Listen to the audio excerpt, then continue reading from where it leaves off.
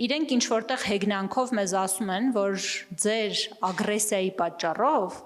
այդ ամբողջ սահմանով մեծամասամբ, գիտեք, մենակ Տավուշում էր, որ բնակելի տարածքներ ունեին իրենք բնակեցված,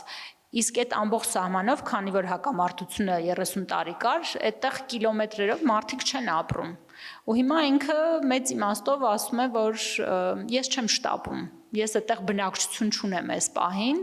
կամաց կսահմանազատենք, կսահմանագծենք, նույնը վերաբերում է նաև այդ անկլավներին, նաև այդ մեր սուվերեն տարածք, որ իրենք հիմա մտել են, իրենք շատ այսպես դանդաղ ասում են, տեսնենք գործընթացը ոնց կգնա, եւ այդ տարածքների հարցը իրենց կողմից օկուպացված կլուծվի սահմանագծման եւ սահմանազատման գործընթացի որպես մաս։ Անկլավներով գիտեմ, որ այս պահին ակտիվ քննարկումներ կարծես թե չկան, որքանով որ մենք ենք տեղյակ, բայց ինչ որ փորձում են մոդելավորել հետաքրքիր լուծումներ, որոնք մաքսիմալ վնաս կլինեն երկու կողմերի համար։ Բայց տեսնենք, դրա մասին անկլավների մասին շատ չենք խոսել, իրենք էլ չեն խոսում ի դեպ։